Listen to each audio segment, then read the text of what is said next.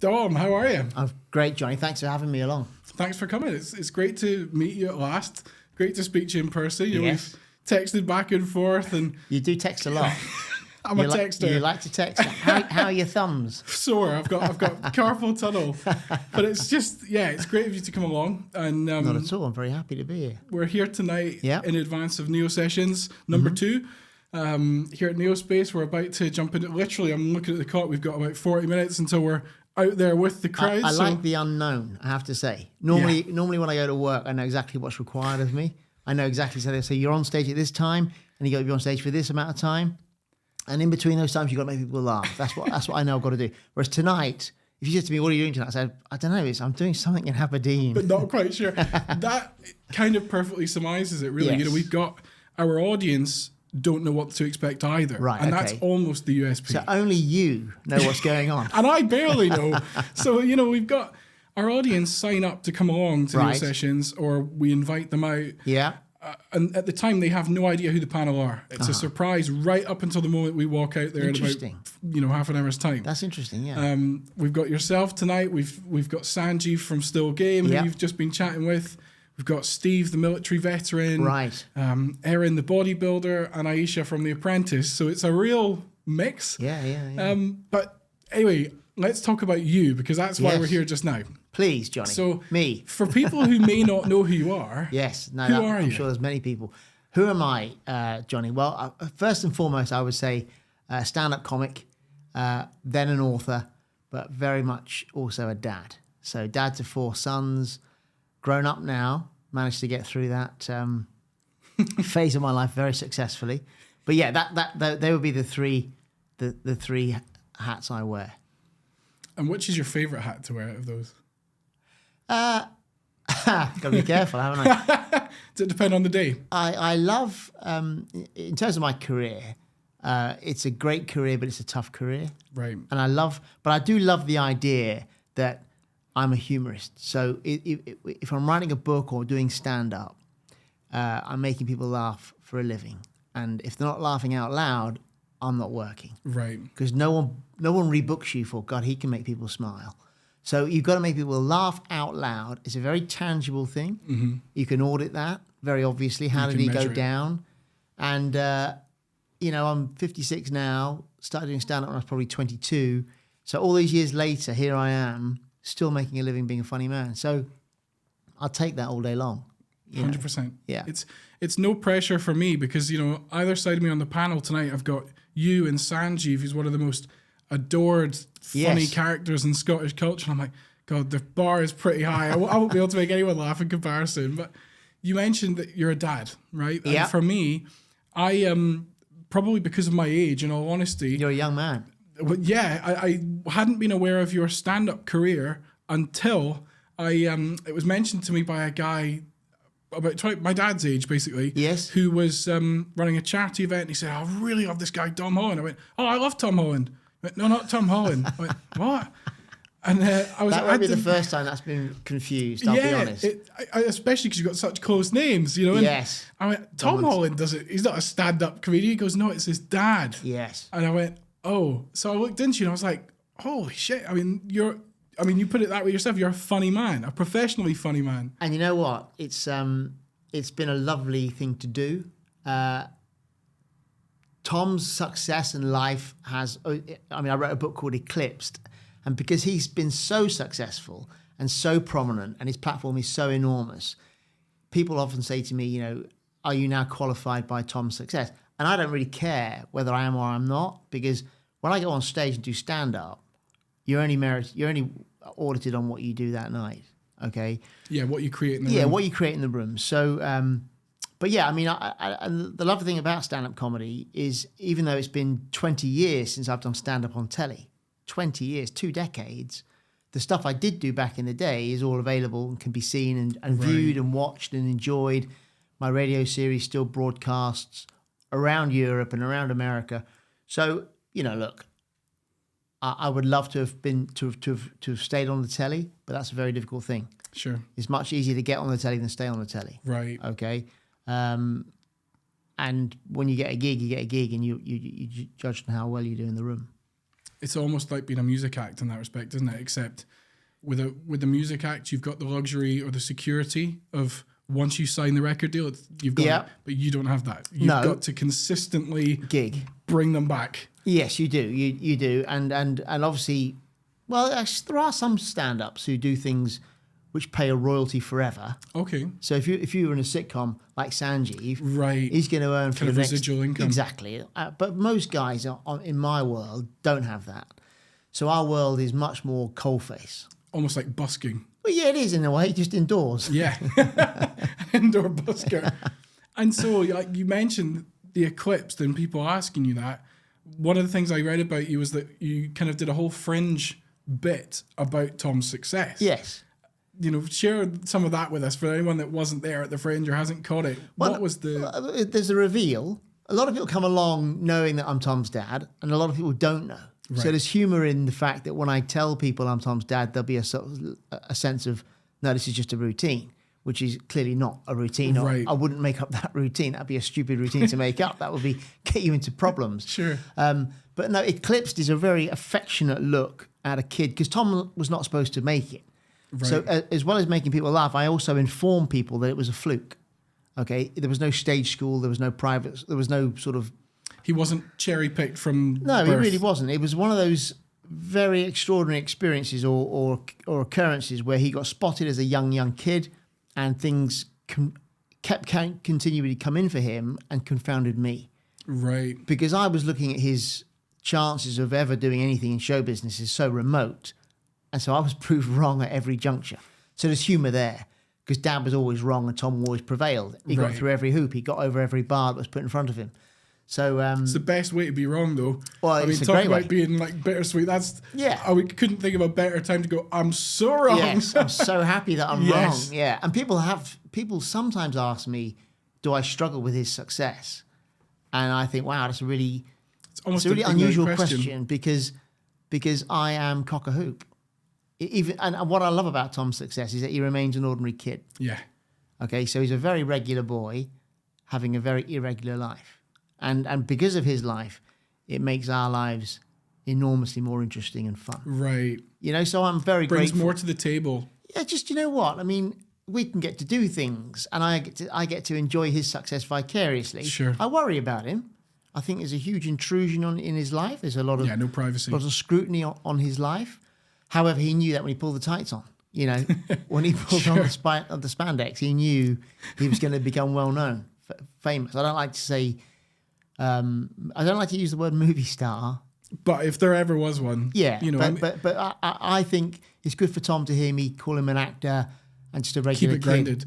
And I almost hear it in what you're saying now, but, you know, that in your upbringing, and actually the fact that you've grown up, as you say, almost coal-faced but entertainer, that will have grounded him in a way that his success is great for you, but actually him being grounded throughout it is a success for you. You know, it's the validation that you've parented so well, you know? Oh, that's very kind, Johnny. Thank you. People often say that to Nikki and I, gosh, aren't your boys so, you know, boys plural, because Tom's got 3 brothers. Yes. They're all nice kids. They're all decent kids. I'd introduce them to anyone and not worry about what they say.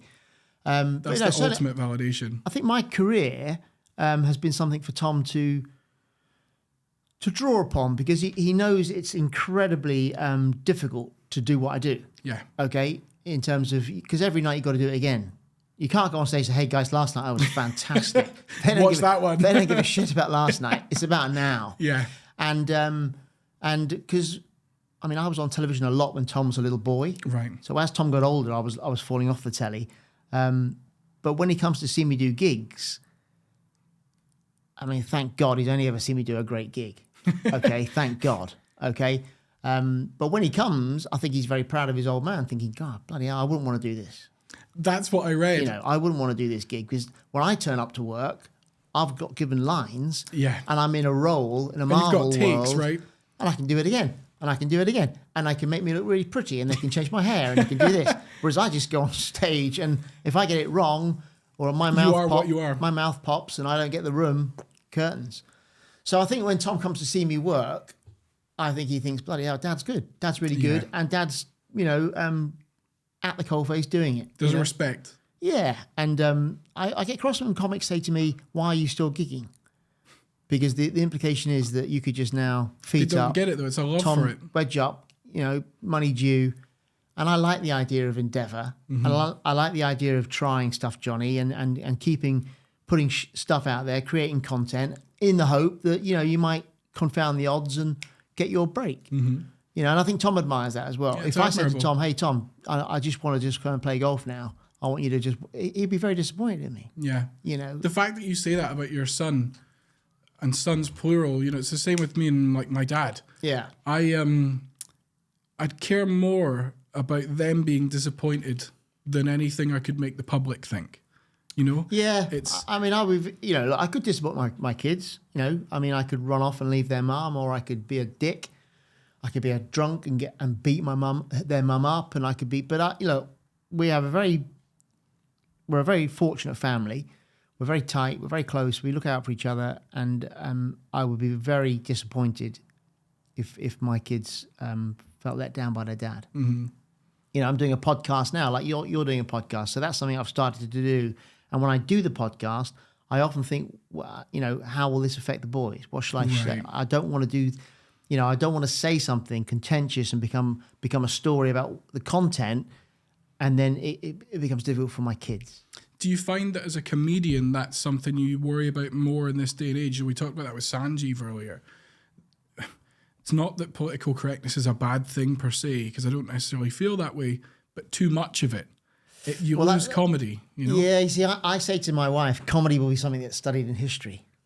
Okay, I could not have put it better than that. And I actually think that we are less funny. I definitely think we're less funny. I think we're more sensitized. More scared? Well, much more scared. People come along to be offended. What's going to offend me because it qualifies me? And I think that's a terrible way to live. Yeah. What you could do is just go along and enjoy yourself. Yeah, have fun. But you're finding issues with things to qualify yourself, to sort of show how thinking I am. And I find that's very tedious, very unproductive, and it's reductive actually. I mean, I tell a story in my set at the moment where a woman came up to me after a show furious with me, and I was shocked because I was thinking, hang on, my act is really, benign's a pejorative word, but it's quite clean. Yeah, it's clean. I'm not up the arse. I'm not profane. There's no C-bombs in my set. It's not like going to see Frankie Boyle or something like that. Where you're going to get. And each to their own, right? Frankie does his thing. Jimmy Carr does his thing. Sure. My stuff is much more Seinfeld, if you think of Seinfeld. Yeah. So she was furious with me, this woman. And I was with the client, because it was a big corporate gig in London. I was thinking, oh my God, what have I... And I was going through my act as she was shouting at me. I was thinking, what have I said? Because I do a lot of ad-libbing when I'm doing a bigger show. Right. I was thinking, what could I possibly have said to get this kind of vitriol coming at me? And she said, you used the word wife. And my reaction was like your reaction. I was like, well, is that it? I was thinking, hang on. And then she went on to explain that we don't use that word anymore because we're no longer owned by you. And I was like, oh my God. So I went home and I thought I'd been married all these years without realizing that I own my wife. So I went home and Nikki said to me, how'd the gig go? I said, well, not good for you. Turns out I own you. But so that is an example whereby... Totally different perspective on it. Rather than laughing along with everyone else, she was angry at something which wasn't there. You're almost applying too much self to a situation. So I do think comedy... People are very sensitive about this now. The wokeists really push back hard against that, saying you just be funnier or just be, just don't be cruel to people. Well, cruelty is a part of cruelty is the wrong word, but taking the piss out of each other, self-deprecation, didn't used to winding be each other up. Didn't used to be a oh gosh, woe is me. It just used to be a thing. Baldy, fatty, shorty, lanky, ginger. We've lost the ability to laugh at ourselves. Yeah, I think losing. Okay, yeah, losing, and I think that the gatekeepers, the policemen, the cultural policemen or policewoman, I do think have a terrible bearing on output. I have to say that. And for you, when you look at Tom going out into the world now, because that's kind of what stood out to me in what you said, what are your concerns now? You know, with the lack of privacy is the one that jumps out to me. I mean, just to make this clear, not drawing a comparison between myself and Tom. I'm an ant in comparison, but even I at this small level have experienced the invasiveness. I mean, even tonight, you know, and it's sometimes even the benefits of it. We've got press coming in. You think, oh my God, I need a minute to myself. Yeah. I cannot fathom being in his position. No, and he copes with it pretty well. So in terms of my worry for him, you know, look, playing that role, as I said already, he knew what was coming down the tracks. Right. And because he did it so well, his infamy is even bigger. Yeah. Because those movies got 1, 2, 3, got bigger. So the other guys didn't manage to do that. They got, you know, they didn't have that trajectory that he has. And he's also the Avengers stuff makes that even bigger because he was in those movies as well. I think I checked it, and sorry to interrupt you, but he's in 3 of the top 10 highest grossing movies ever. Yeah, so that I kind have of heard says that it all. stat. So, but in terms of my worries for Tom, I don't worry about is what are you going to do next and how are you going to top that? Because I think he's unassailable now. Yeah. I think whatever happens to Tom, you can now start to choose stuff that you want to do rather than necessity. And I think it'll always be booked. I'm not worried about Tom. You know, how are you going to keep this career going? Because he has that. Look, it's a thing called a fame quotient, and when you get to a certain level, a threshold, that is going to endure. Right. Like Tobey Maguire is still a famous actor. It just lasts. He's never been in a movie for a decade, but he's still Tobey Maguire. Right. So I think Tom's very lucky in that respect as a showbiz career. But my wants for Tom are very familial and not. They're not commercial. They're not artistic.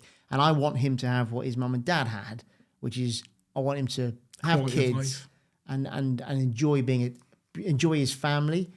I think show business is littered with broken families, and I think especially at his level.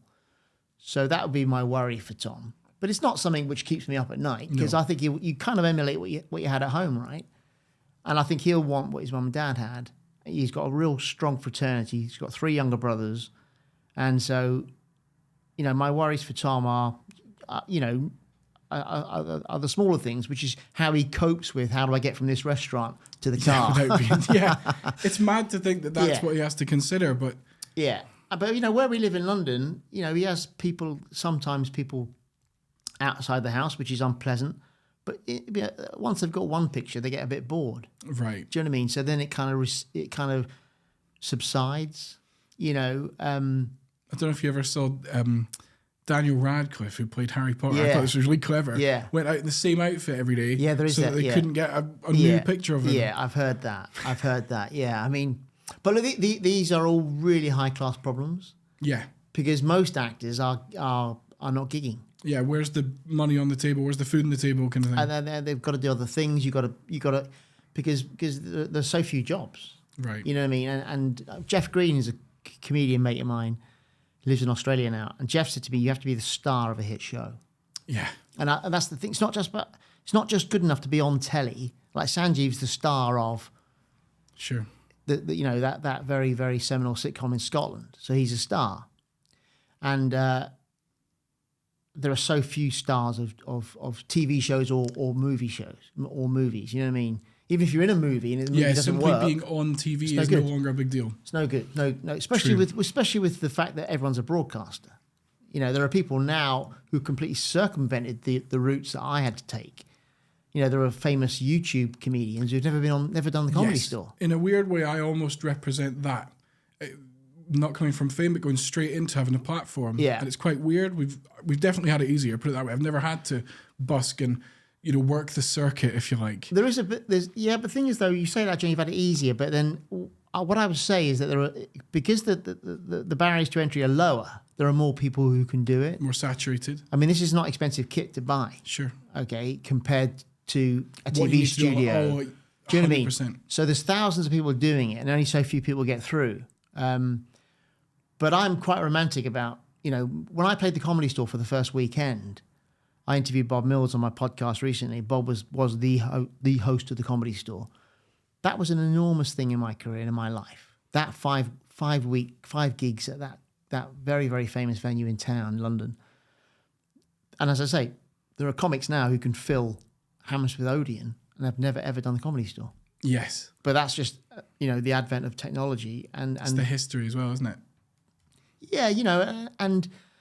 Yeah, sometimes if you fill a room with a load of acolytes, your gig's not real. Because they're just going to go nuts anyway. Yeah. Whereas when you do the Comedy Store, no one knows who you are. No, and if anything, they go kind of with a slight, especially in Britain, I think, we almost kind of want you to fail. Well, no, I don't think so. I think they want you to do well, but they still need to be convinced. Impressed. Yeah, that's a better way of doing it. Do it. you know what I mean? And so you're just a bloke in a who's this bloke? Yeah. You grab the mic, you say hello, and you've got to bring them around. Persuade them you're funny. Yeah, and then when you do well, it's an extraordinary feeling, So I'm very grateful that I've done that and I have that history. So when I go into that room, my picture's on the wall and I go, wow, there you go. That's nice. There you go, that's me. Indelible. And so we mentioned your podcast. Where can people find that if they want to come and tune in and listen to that? It's on Global Player. Okay. So it's called Takes on Life. I've written a couple of books called Takes on Life, which are basically comic essays. Okay. So I've been writing a blog for 25 years and I've written all these novels. So I was writing the blog, which was very successful, read all over the world. And so I started to think about maybe publishing just a 31 per volume of what I think are very thoughtful and interesting and comic essays. It's called Takes on Life. And for the second volume of that, I decided to sort of support that with a podcast. So what it is I read a take. I call them takes. In line with the guest.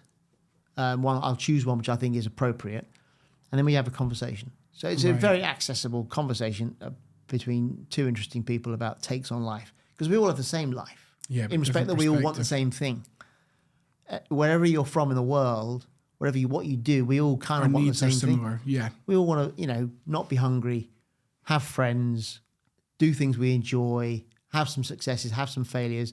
And so Takes on Life is a very, I think, an accessible starting point for two people to have a chat, And a lot of people, I think, will ask a comedian the obvious question, which I always think is a really stupid idea. Say something funny or give us your best joke, and I'm not going to do that. No, good, because I would be floundering. Because I tell stories. So I was playing golf yesterday with a mate of mine, and he said to me, Dom, do you do any of the big golf events? The big pro-ams and stuff. Mm-hmm. I said, I don't. I used to do them back in the day. I said, I don't do them because they just want jokes. They just want, and I don't tell jokes. Joke. Yeah, no. I'm talking about the dinners. After the round of golf, I used to stand up and do a turn. But because they're very sort of distracted audience, there'll be people walk in, so if you just tell jokes, little simple bloke goes to a pub, this happens, that happens, and then it's funny. Whereas I'm telling long stories, and so if I can't get them in, then I can't make them laugh. So whenever someone says to me on the radio, tell us a joke, I always just go quiet, and then they fill the time. Well, no, I'm not going to do that. But what I am going to ask you, as a sort of my take on it, a different take, is as a man who I look up to and who I think set a really good example as a dad, as an entertainer, as a business person, as a performer. If you were to give me a single piece of wisdom or a single piece of advice to anyone listening to this that wants a career in media, wants to be a stand-up comedian, wants to have a podcast, wants to go and audition for an acting role that they think there's no way they could be the next Spider-Man. Sure. What's your piece of advice? Gosh, you put me on the spot there, Johnny. No, just tell us a joke. It's fine. My piece of advice would be to back yourself, but also keep things in perspective. So there is no reason why you can't become a Joe Rogan of podcasting. Joe Rogan, when he set out, did not foresee the enormous success he had. He was a sort of bodybuilding average stand-up. Yeah. Joe. I mean, I never met Joe, but I've never seen him do stand-up. But people tell me he was pretty much an average stand-up. Wasn't a great stand-up, and yet here he is now, the guy with a platform. So back yourself, but have things in perspective, and you have to understand that you're going to get no, and you're going to get a bloody nose, and a bloody nose actually is not a bad thing if you come back from it, and you are going to get a bloody nose. If you don't get a bloody nose, you probably you'll never be as good as you might have been. Right. That's what I would say to people. And Tom's had bloody noses. I've had bloody noses. I've had loads of no's. I've had, I've sold movies to Hollywood, been to Hollywood, had big directors attached, and it fell over. Tom's had shows that he thought this is going to be really well received, and it's been badly noticed, and that's a bloody nose. Right. And as long as it doesn't rock you and you can't recover. That's how you get back from it. Exactly. Yeah. Thanks for sharing. That's a long way of saying keep at it. Yeah. No, appreciate it. And thanks for your time. Not at all. Go and check out Dom's podcast. Yeah. Takes on Life. Have a look for it, and let's go and have fun. Good man. Thank you, John. Thanks, Dom. You're welcome.